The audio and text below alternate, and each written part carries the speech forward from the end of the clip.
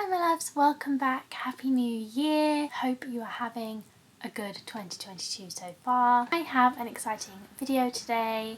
These are my favourite kinds of videos, favourite kinds of posts.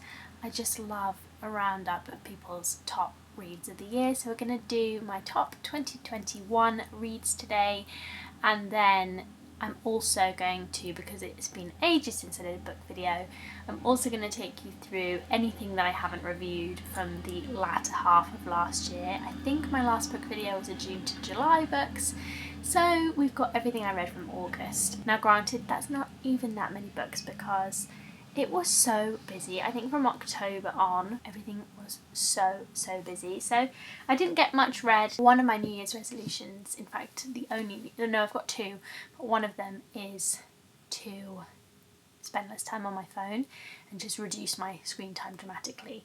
And I've been trying to replace at least some of that screen time with reading time, and other times I'm just being. But it has been quite successful so far, and I've been really enjoying reading more again. I also set myself the goal over Christmas to just finish all of the books that I had and not start any new ones. I cheated a little bit because I needed a new audiobook, which is Clara and the Sun, which I'm currently listening to. But yes, I'm still making my way through the pile of books that I was sort of halfway through at the end of last year. But I've actually really enjoyed this little challenge, and I am making my way through the final book, but we will talk about that more in my January 2022 books. And for now, let's get into this video. Although I have one final thing to say, which is we're going to pause a book club, I think at least just for this month, so I won't talk to you about a new book yet. I know that I spoke about doing a Patreon-based book club, and I think what I'm going to do is I'll do exactly the same on here as I've always done. So I'll mention the book to you all and I'll read it and then I'll review it as normal. But over on Patreon, I'll do something a bit more involved. So I'll definitely have some like forums going so we can chat more in depth on there. But also I would like to look into doing some form of Zoom thing. We'll see. Obviously that might have to be a limited number of people just for practical purposes. So that is sort of in the works. I need to figure out all the logistics of that and what I want to do there. But so we're just going to put a pause on book club for this month. But it will be exactly the same on here. There's just going to be extra stuff available on the Patreon. Oh, in the new house, I'm going to have a place where I can sit and film these videos because I hate sitting on the floor for them. My back does not accommodate this very easily these days. I'm getting old. I feel like I'm going to be a little bit out of practice in this video, but let's get into it. So first category, of course, is the best of the best. I'll be carrying them through with me into the future. They're the books that when someone asks me, what should I read? These books always pop into my head first. And first up, to no one's surprise, it's Piranesi by Susanna Clarke. I obviously talked a little bit about this in Vlogmas because when I was doing my little book recommendations video, and I have recommended it multiple times. I said this when I first read this book, and I'll say it again now, but the best way to enter this book is to know next to nothing about it, because I think the surprise elements of it just work even better if you just kind of had no idea what it's about. Not to mention, it's actually a pretty hard book to summarise and describe because the world in it is quite unique and unusual, and you sort of need to read it to see it, if you know what I mean. This book is kind of like an otherworldly mystery. First person narration, and you sort of have to put the puzzle pieces together over the course of it. And it's a fantasy novel, but a very unusual one, kind of completely unlike any other fantasy that I've ever read. So if you're not usually a fantasy lover, but you do like kind of quiet, subtle, quite warm books with lots of very beautiful imagery, very beautiful setting, then you might really like this book. It went on to win the Women's Prize for Fiction, which I was very happy about. And it's just quite gorgeous, to be honest. It's a lovely, lovely book, and I am really looking forward to rereading it at some point. It has got some really interesting themes as well, sort of about how humans relate to their environment, how we interact with it and live in it, also about memory and all sorts of other things. It's a lovely book and I highly recommend it. One of my favourite reads of this year. Next up, you're going to see this volume a few times in this video because there's 3 books in here. This is the Gormenghast trilogy by Mervyn Peake. Now, I started this, I believe, in October 2020. I finished Titus Grown in the first part of last year, pre-baby, and then I finally finished Gormenghast over Christmas, and I also read the final novel, Titus Alone, just before the new year. So I have finally finished it, hooray! And the best of the best novel from in here that's going in this top category is Gormenghast itself, which is the middle novel. This book just is incredible. It's so good. I think I will talk about it in conversation a little bit with Titus Grown, which is the first book, just for practical purposes, but Titus Grown is in my next category, which is the Unsettling. So Peake just writes in the most incredible way. I've never read anything like it, but I can really see where Peake has been influenced and then Peake influences others. So you can definitely see other people in Peake, but it is also so unique. His language in Gormenghast and Titus Grown is so rich, so it's very descriptive. If you don't like very descriptive novels, then you're not going to like Peake. But having said that, I don't always love super descriptive novels, but Peake makes kind of the castle, the environment, the atmosphere a character in itself, I would say. So for me, it totally suits this book, totally works. It's not just description for the sake of description. He's really creating a world here and creating an atmosphere, and that's why it's there. But it is very rich, very descriptive. He has an artist's eye. He was a painter and illustrator, so that really comes through in his work. So the book is about Titus Grown, who is the 77th Earl of Gormenghast, this kind of vast, crumbling castle in an isolated region of the world, and it's populated by some pretty weird, bizarre characters. It's pretty dark and strange, and Peake creates atmosphere in these books like nobody else. So the reason why I like Gormenghast more than I like Titus Grown, but I liked both of them a lot, enough to be in my top books of this year. Gormenghast just flows a little better. Like, it's just a bit more, it's just a little bit easier to read. It's still quite intense, don't get me wrong. It's quite a lot for the senses reading Peake. It just seems to flow a bit better, and the ending had my heart racing. You know, there's a lot more plot, and the sort of balance and pacing of it just works a bit better than in Titus Grown. However, I think that is very intentional, because the whole kind of point is that Gormenghast is mired in hundreds and hundreds of years of tradition, and everyone's kind of sleepwalking through these endless rituals and stuff. And the birth of Titus Grown, which is kind of what's covered by the first book and his first year of life, begins to change things, along with a character named Steerpike, who is going to try and scrabble up the hierarchy and take power for himself. So those two characters kind of work together to start to change things in Gormenghast, and things begin to move again, and rituals are disturbed and tradition is disturbed. So Titus Grown feels a lot more kind of jerky, sort of uncomfortable and strange, and the reading process I think was a bit more involved for me. Like, I really had to focus a little bit more, whereas Gormenghast I could read it a bit more like a kind of normal novel.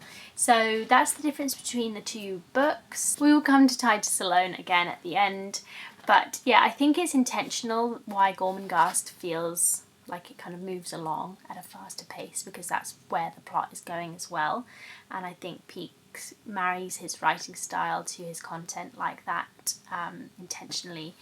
But it did just make Gormenghast that bit better for me, and I loved it so much, and I loved the characters, and I can't describe, I'm not doing a very good job of describing the writing, but it is worth reading. And I have to emphasise that they're not super easy books to read, and they also probably will defy expectations a little bit if you're expecting kind of like a classic gothic novel, because they are gothic, but he definitely ups the weirdness. There's definitely some really surprising elements to this, so yeah, bear that in mind, but I think they're so rewarding and they will stay with me for a long time. Okay, final best of the best book is The Nickel Boys by Colson Whitehead. I believe was the book club pick that I had in that June-July video. And this one really broke my heart. It kind of sits at the absolute opposite spectrum of Gormenghast. It's written in that kind of deceptively simple style. It's pared back, it's taut, every word is weighted carefully, the diction chosen, the syntax, all of it kind of works together seamlessly to build the story, to build the character's world. I said in my review of this, and my blog post will be down below, I wish I'd kind of read this in one sitting. I read little snatches of it over quite a long period of time, and I wish I'd just read it in one sitting because I think it would have made for an even better reading, so bear that in mind when you read this one, because it's not a massive book. Obviously you don't need to read it in literally one sitting, but over a couple of days maybe. So it's based on a real reform school in Florida, which ran for over 100 years, I think. It's about basically the awful things that happened there, and even more specifically on a fictional character called Elwood Curtis, who is sent there based on a mistake, which makes it even more painful for the reader, but obviously does not justify all of the brutality that occurred there to any of the boys. So it flicks back and forth between like a kind of more modern timeline and the 1960s to slowly reveal the story over the course of its pages. The ending of this is really painful. I liked Whitehead's The Underground Railroad, and there's lots to like about that book, but I feel like this one feels even more accomplished. The writing in this is just like a nice edge. So yes, as I said in my review, it is spare but unsparing, this one, and I would highly recommend it, but it is obviously a bit of a devastating read, so bear that in mind. So on to the unsettling, strange category. If you don't know, I just make up these random categories when I come to the end of the year, and kind of group the novels together, especially once we get out of kind of the best novels. So obviously Titus Grown is one of those. The next book to talk about in this category is Pew by Catherine Lacey. I read this one over a couple of days, I think, and that was like way back in February, so I did have to refresh my memory a little bit, but I remembered how good I found it at the time. So it's about what happens when a unnamed person of indeterminate age, gender or race turns up in a small American town. I think it's kind of set now-ish. I remember saying in my original review that I thought it would kind of be like a bit of like a psychological breakdown of the town as they encountered this person, kind of revealing all the different people in the town and their sort of reactions to this. It does reveal all the people in the town and their reactions to this, but it's less kind of psychological realism and more like a fable, and it's also narrated from the point of view of the person, Pew, as they get called. And it is such an interesting book, and I think to my mind it's a bit of a modern classic because it kind of sums up a lot of modern society, modern American society, I feel. It's obviously got a really uncanny feel, which I like a lot, and it just explores so many things over its kind of very short little page count. What it means to not define yourself, what that might look like, what it means not to use any kind of the markers of human society. Combining that with kind of small town American life, it throws up all sorts of interesting ideas and questions about personhood. There's quite a lot about religion in here, the position of therapy and medicine, and the person becomes, I think, to my memory, kind of like a confessional as well. So there's all sorts of interesting things going on. But yeah, it's a really unusual book, and I really, really liked it, and I think I'll reread this one as well because I think it would bear a rereading very well. The final book in my unsettling category is Dead Astronauts by VanderMeer. I read this just before I had my baby, so it's sort of really mixed up in those very late pregnancy feelings for me, and I feel a sort of connection to it, but it's a pretty weird book. I feel like this book just contains like a compressed version of all the themes that VanderMeer loves to explore in his fiction about kind of personhood through the lens of creatures other than the human, or, you know, the two kind of interacting with one another, late capitalism, biotechnology and bioengineering, and what does that mean morally, and pollution and ecological matters, all of these things. I feel like this book is like the height of what he aims to do in his fiction, because this one also is kind of like a fable or like a parable almost. I got an almost biblical feel to it. But anyway, it's set in the Bourne universe. It's a post-apocalyptic tale about these 3 dead astronauts as they encounter over many versions of the world that they're in the company, the all-encompassing company. They're trying to kind of battle the company across many versions of the world. And that's like a very basic idea of what happens in this book, but it is like hallucinatory, nightmarish, like strange. It's sometimes lyrical, sometimes brutal. And I remember it having quite a moving ending. Yeah, it's a very odd book. It's not an easy read by any means. It's not got a really discernible storyline or plot. It's kind of takes you through, kind of slowly showing you things and showing you the different versions of the astronauts in their world. So it's an odd book, it's a weird book. I think if you're a fan of VanderMeer, it's definitely worth reading. And I also look forward to rereading this one because I think I probably missed quite a lot of it the first time round. Okay. The Big Bois, that's the next category. We've got 2 big boys here, which I really enjoyed this year. First up, A Place of Great Safety by Hilary Mantel. You all know I love Hilary Mantel's historical fiction. This, I think, from when I read the little information at the back, was actually one of the first books she wrote, and then she returned to it, something like that. And so this is a much earlier book than her Cromwell trilogy, but it still has a lot of what makes Mantel great in it. It's about the French Revolution, specifically about 3 characters who were kind of major characters in the French Revolution, although, you know, she obviously picked these specific ones for a reason, as there were a lot of people around then. And yes, as I said in my original review, ooh, I think a coffee could be arriving. So I just took a short break there to eat some banana bread. I've not got any on my face, have I? I'm looking at my face now and I can't see anything, but when I come to edit back, I'll probably be like, yep, you have something on your face. But anyway, back to A Place of Greater Safety. I've also got coffee now, so hopefully I might make a bit more sense. This novel does feel a little bit baggier and a bit differently paced than the Cromwell trilogy. It just feels like an earlier book because it really like gallops through certain points. Whereas I think the Cromwell trilogy is a little bit more careful in how it moves, but also because this focuses on 3 characters, it sort of feels a little bit more like it's jumping around, moving quickly. As always, she does an incredible job of really creating the world for you. You feel like you're there. I remember saying in my original review that it feels like watching a play. She just sort of really creates the atmosphere with very few things. You know how like when you're watching a play, lots of plays will just use a few touches of things to create the world that you're watching, plus some good dialogue and some good acting, and that's what I feel like reading Mantel is like, because she'll just give you touches of things to create the world without doing too much description. because I know lots of historical fiction does contain a lot of description.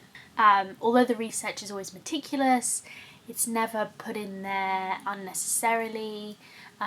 It all serves a purpose. And another thing that I love that she does is she maintains the ambiguity of the historical text. The kind of historical figures maintain a bit of ambiguity. You as a reader still don't quite know maybe what their motives are, but you also feel very close to them. You also feel like you're in the room with them. So she does a really incredible job of all those things. She's unlike anyone else.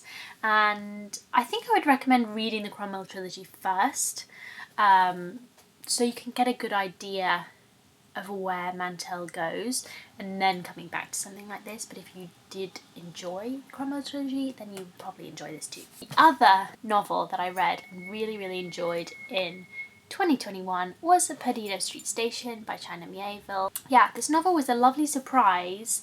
I think because I went into it thinking I was going to hate it, because a lot of the more sort of middling reviews for this book said that people just don't like how he seems to write with a thesaurus and it's very wordy. But I quoted in my original review, and if you click through, no, it's a bit long, but if you click through onto my top 2021 books blog post, each of the titles of the books then also will take you to my original reviews of them. So you can read my reviews from the end of the year and my original reviews if you so fancy. Quote sort of at length Miéville as to why he writes in this kind of pulpy baroque style in a book like this. I also read another book by him this year, which we will talk about in a minute, which is in a very different style, but at least in this book, and I assume there's 3 of the books set in this world, and I assume in the other ones these. I don't know whether he has that kind of baroque style in other books as well. But anyway, yes, it's kind of over the top, but in a way that really creates the world for you. And it's kind of like fun, and like it just makes you want to read more and more, which I think is what he was saying about it.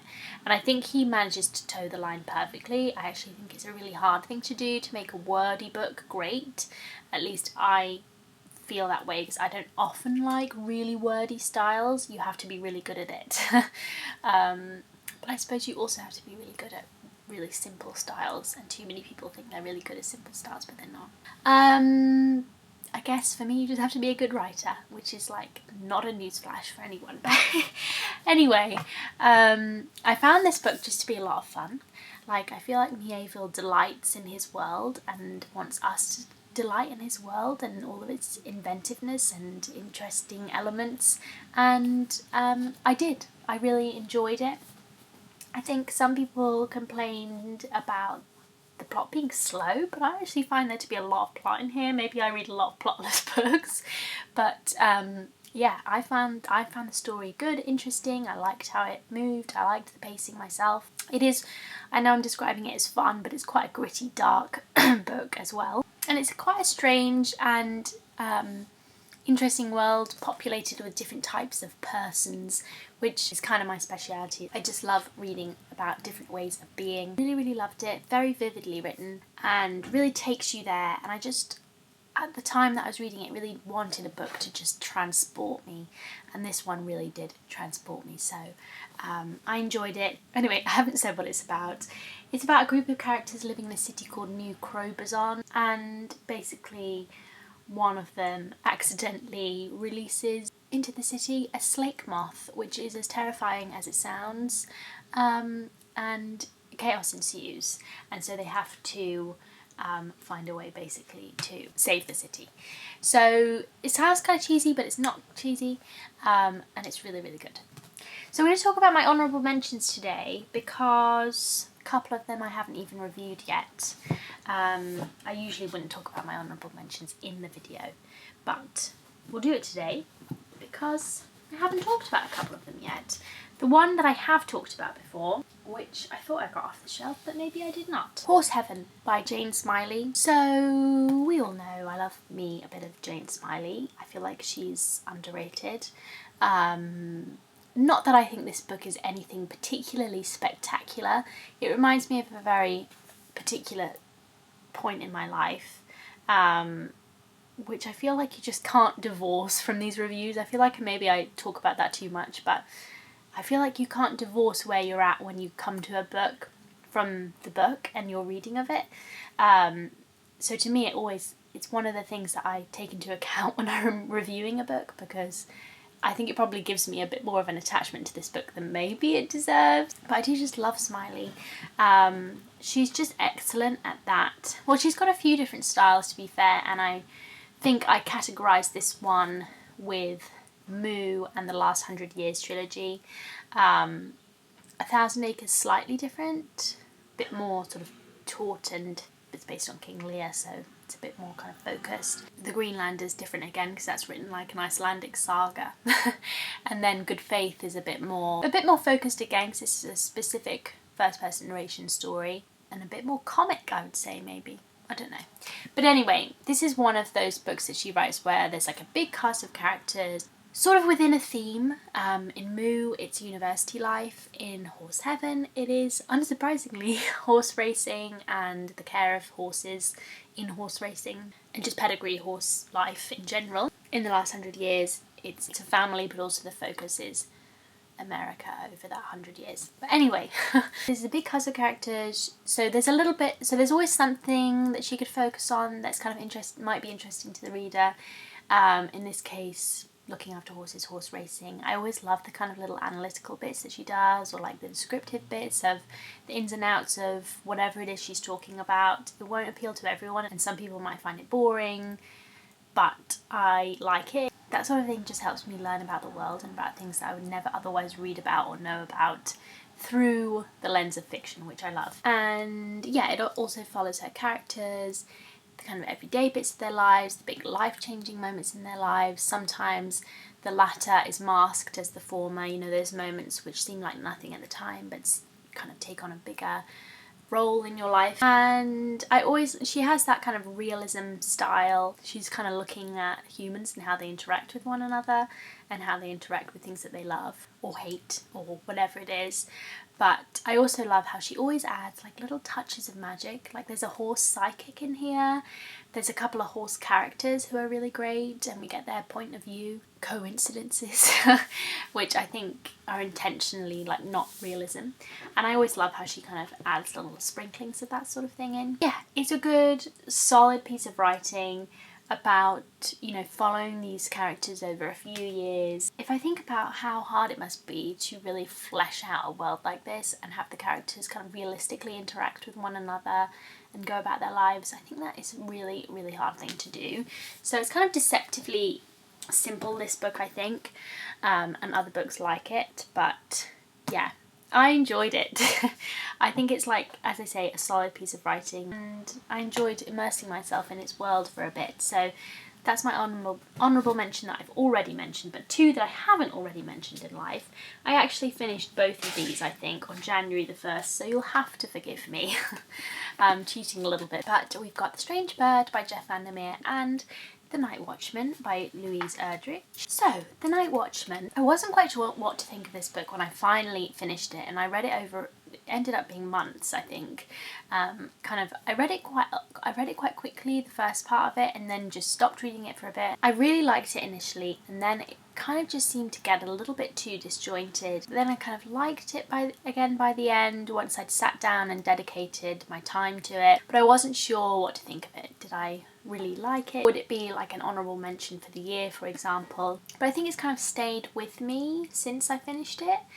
I don't know if that's just because I've had a little bit more time to read and a little bit more time to focus, but yeah, the characters just kind of stayed with me, and so I decided that it definitely deserved a place in my honourable mentions. But I will be reading more of her work, and if you have a favourite, please leave it down below. She's also got a book of short stories out this year. I don't know whether I want that to be my next book I read of hers, because 17 novels, there you go. Because I saw a couple of reviews which made me sort of think, not quite sure about that one. But I would like to read her other novels that have kind of got her this status. So I think if you have a favourite book of hers, please let me know. But anyway, The Night Watchman, she won the Pulitzer Prize for this one. It's set in the 1950s in North Dakota. It's sort of half based on her great-grandfather or great-grandfather, I'm not sure, who who was a night watchman at the first factory to open near the Turtle Mountain Reservation, and at the time the government was proposing this Emancipation Bill, which was more about sort of terminating Native American status, I suppose, in the US, and would have had all sorts of catastrophic effects, and did have a lot of catastrophic effects, I think, for the tribes that it did affect. This book describes a little bit about how her ancestor sort of fought against it, and a few tribes, I think, including the Turtle Mountain Band of Chippewa, managed to avoid it, I think. So that's the kind of history that surrounds this, but it's also about the community of people living on the Turtle Mountain Reservation, and about some other things besides as well. So sometimes the cast seemed a bit too big, and it seemed to kind of switch between things, plot lines, characters a little bit too much.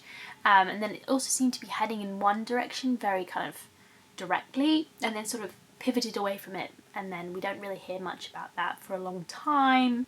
Those of you who read it will know what I'm talking about, I think. But the writing is just gorgeous. Like, I wrote down a lot of quotes from this book. I love her writing style.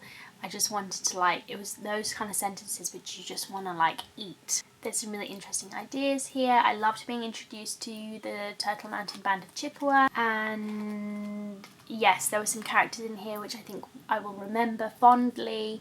So in the end, I think I really liked it, but yes, there were some pacing issues for me. But very interested to read more from her, and I would recommend this one, especially if you go into it, I think, knowing about those issues. Then I think you'll more appreciate knowing that it's not going to maybe deliver exactly what you want in terms of certain plot lines. And my final honourable mention goes to The Strange Bird by Jeff VanderMeer. This is a little kind of short story slash novella. It's not really long enough to be a novella, really. It's just a long story. It's a short little tale anyway, set in the Bourne universe. Again, I wish I'd read this in one sitting, and this would be easily done in one sitting, but I read it over like 2-3 weeks. Not a clever idea, don't do that. Even longer than that, in fact. So, it's about the strange bird.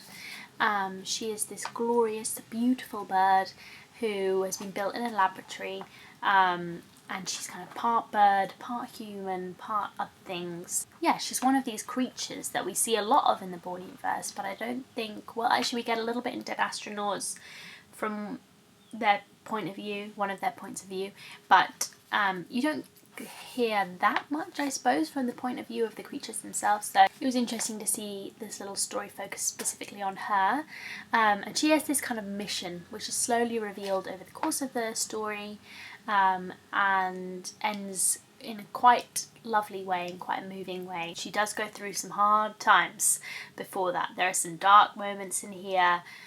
It is very sad. It is VanderMeer after all, but yes, as always, I really, really liked it. It's exploring personhood again, ways of being, and also fleshing out the Bourne world, which I like.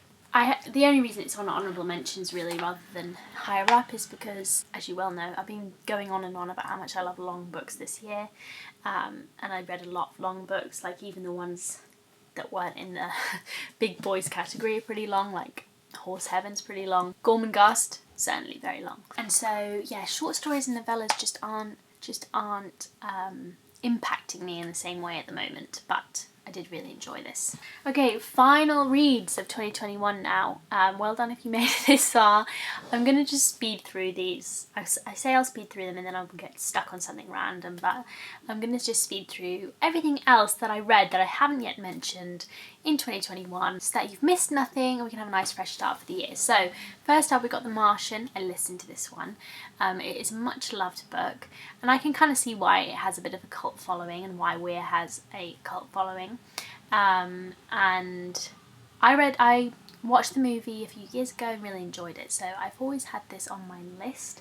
And to my memory, I know fans of this book might get on me about this, but to my memory, the two are quite similar and generally work nicely together. I don't think you need to read the book if you've enjoyed the film. That's just my opinion. Because obviously, if I enjoy a film and it's based on a book, I usually add the book to my want to read, just to see how the two compare. I think in this case they're similar enough. Also because I listened to it, I think adds another dimension, makes it a bit more similar to the movie, I suppose. Anyway, I think this makes a good audiobook because it's kind of, a lot of it is first person narration, not all of it, but a lot of it is. And I can't remember whether it's explicit that he writes this, his like diary, or whether he voice records it, but I know in the film they obviously convert it to like a video log. But it works anyway, it works as an audiobook, and I'm always looking for books that specifically work as audiobooks, so if you have any audiobook suggestions, I think I'm going to ask on Instagram as well, but please leave those down below because I find them really hard to pick. But anyway, if you know nothing about it, it's about Mark Watney. He is an astronaut who's on a mission to Mars, and he sort of gets accidentally abandoned there. They think he's dead, but he's not. And he uses many ingenious solutions. He's a botanist. He uses many ingenious solutions to try and survive until they can come and pick him up and rescue him. There is another mission due to come in a few years' time, so he's trying to survive until then. There's an element of this which is kind of purports itself to be like realistic, because obviously he explains a lot of the science behind what he's doing. It's very nerdy and geeky and fun, and if you enjoy that kind of thing, which I do, you will enjoy that. But this is not realism, and I think that's maybe where some readers get a little bit caught, because they're like, but that doesn't translate to the human characters in this, because the human reactions in this are just not believable. This is not psychological realism. First of all, Mark Watney is just so upbeat. He continues to be upbeat in just an unbelievable way, and also what happens at NASA and the reactions of his colleagues there and the reactions of his colleagues who left him behind. It's all, the human element of this is like a little bit questionable, but that doesn't mean it can't be like fun to read for what it is. So don't expect that from it, but it is like a fun geeky read, I think. There's a little bit, I guess, feel good, and I can't comment on the science. I don't know whether the science works or would work. I'm sure there's some Reddit threads out there you could read regarding that, but it's a good yarn. It's a good story, this. I enjoyed it. It's not like groundbreakingly written or anything like that, but it is fun. So I don't think I'll be reading more Andy Weir ASAP, but I did enjoy The Martian. Right, next up, a disappointment. This is The City and the City.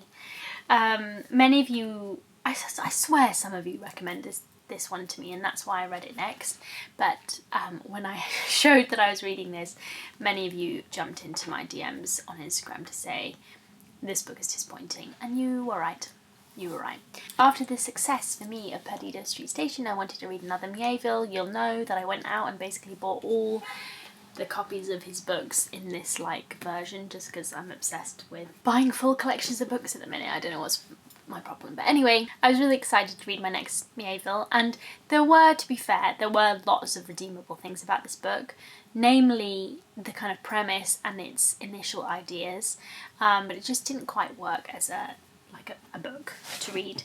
The premise is great. Two cities of different states occupy the same geographical space. They're kind of spliced together, and in order to maintain an uneasy peace and so that the cities don't merge with each other, the inhabitants must unsee the other city.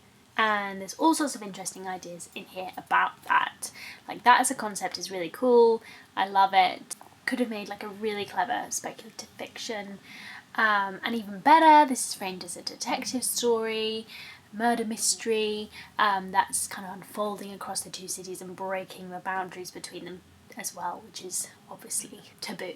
However, the mystery plot, not so good. The detective story, not so good. A little bit plodding.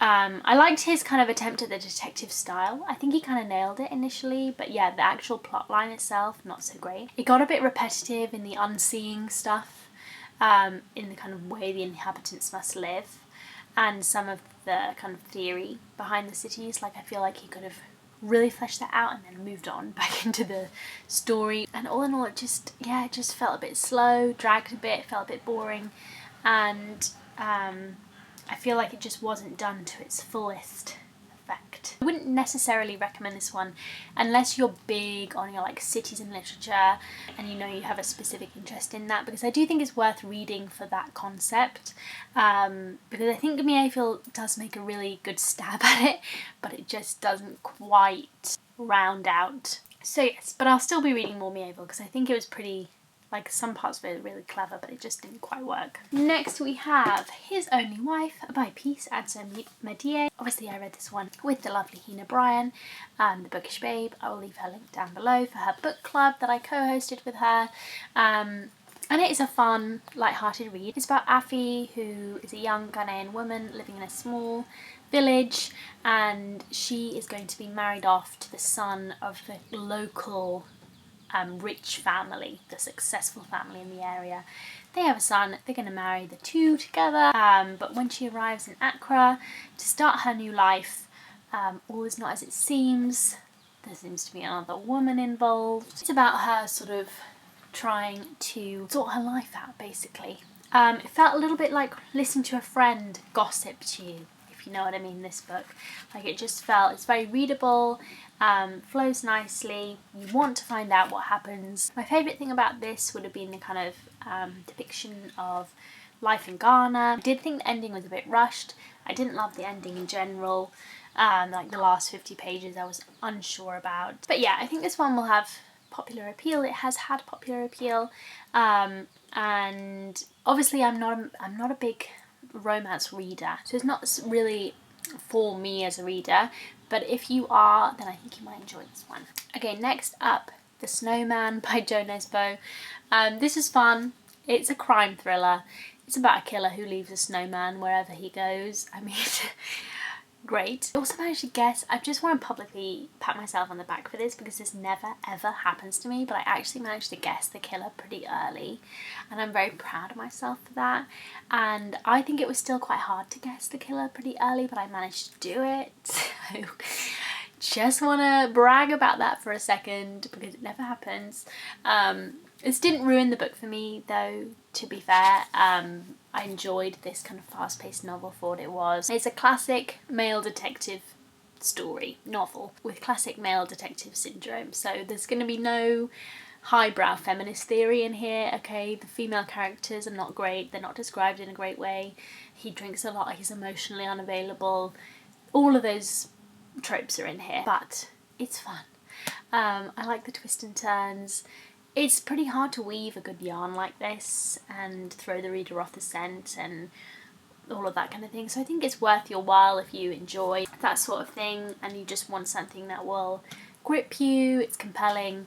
At one point in my notes I wrote that he clearly types whatever comes into his head, which made me laugh, because that is kind of the style. But I enjoyed it and would recommend it if you want a good thriller. Titus Alone is in this section of the video because I didn't really enjoy it, and I do think, right, so here we go. This one's not for me, but I can sort of appreciate it for what it is. In this novel, Titus leaves his ancestral home. He's out on his own, travelling through strange lands and cities. The novel's exploring, can you escape your past? Should you escape your past? Who does it make you if you don't have a past or try and be sort of just you? What is just you? It kind of throws the reality of Gormenghast into doubt. It does all sorts of things, but it is written in a completely different style, in more of the style that I don't like from this period of time in writing.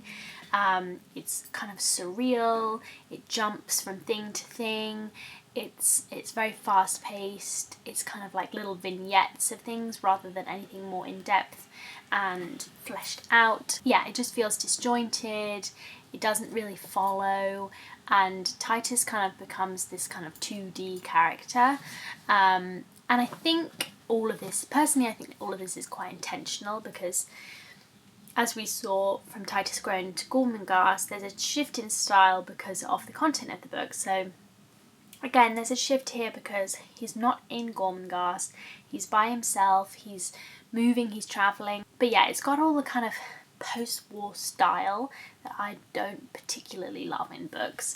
And there's also a little bit more, like, you know, these books are written in the 50s, So they're not going to be incredible for women necessarily. And I think there's hints of that in the earlier books, but it certainly comes through in Titus alone. There's a little bit more misogyny in there. I think personally it's intentional. There's a bit of a debate about it because Peake was suffering from a dementia type illness, and he had begun to suffer from it when he was writing this book, and it also, I think there's a bit of a gap between the last book and the writing of this one. So it's whether it kind of is the result of that, but I think it's possibly a combination of the two, but I do think it's intentional. I do think Peake wants to change the style of writing, but yes, whilst I get it, that doesn't mean I enjoyed it very much. And also, like many protagonists, Titus is the worst character. He's the least interesting character to me anyway. I really loved all the kind of supporting cast of the first two books, and Titus, coming of age boys and men is just not my vibe generally. I'm just thinking of Proust and In the Shadow of Young Girls in Flower at the moment, just getting like flashbacks to that book. Yeah, I think it obviously can be done really well, and I'm sure I must have read coming of age boys and men books before that I've enjoyed, but sometimes they just do not work for me, and this is one of them. So I'm glad I read it. I'm glad I completed the trilogy, and I almost think I might return to that one if I reread the trilogy in the future, because I think there are moments in there, and I say all this, but there are moments in there of Peake creating that atmosphere, his really beautiful writing, beautiful imagery that he creates. There's this incredible line, if I find, I'm never going to find it now. Oh, I have found it. He also saw how great a crowd had congregated. An alarm had been sounded, an alarm that had no need of words or voices, something that travelled from region to region until the air was filled as though with a soundless sound, like a giant bellowing behind a soundproof wall of glass, or the yelling of a cordless throat. I mean, incredible. So there are those moments in there, but just the structure of it I didn't love. But I think if I was to reread the whole trilogy, I would probably still reread it, just to round it out. Final book, which we're going to discuss today, is A Net for Small Fishes by Lucy Jago. I hope I'm saying that right. This book was a big disappointment, and I was so sad about it because I had such high hopes. It was kind of billed to Mantel lovers. No, don't ever believe that when people write that on a book, I swear, because she is so unique. But anyway, it's historical fiction. This had such good source material, so I had such high hopes for it. But basically, it's about the friendship between the Earl of Essex, Frances Howard, and a relative commoner, Anne Turner, but she did have, I think she was the mistress of someone important, in the early 1600s, so late 1500s, early 1600s, I think. And eventually the pair were involved in this poisoning scandal. Spoiler, hope you don't mind. It happened many hundreds of years ago. And ultimately ended up being hanged for the crime. The female friendship, the drama of it all, I just felt that it could have been so good. But unfortunately it just felt wooden, it felt awkward, it felt disjointed. I never really felt the initial warmth between the two women. I think she needed to lay a much stronger foundation so that you can really understand why they would go to the lengths that they go for each other. Specifically Anne, obviously going to great lengths. And it's all from Anne's perspective, I think, to my memory. It was many months ago that I finished this.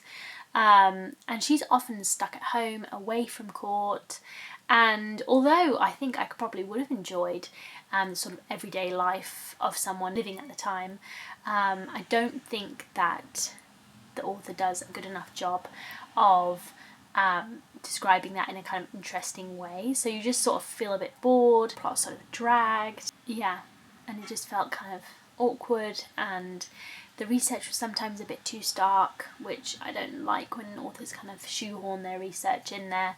And yeah, just, I kind of felt a little bit at the end, but only just. So I can't recommend that one, I'm afraid. But that is it, my friends. This video must be so long. Oh my goodness. Thank you so much for watching today. I hope you enjoyed, and I will see you again soon. There's going to be some vlogs. We've got my January books coming up. Lots to talk about, and yeah, we'll have a proper catch up in an upcoming vlog. But thank you so much for watching today, and I will see you again very soon. Bye!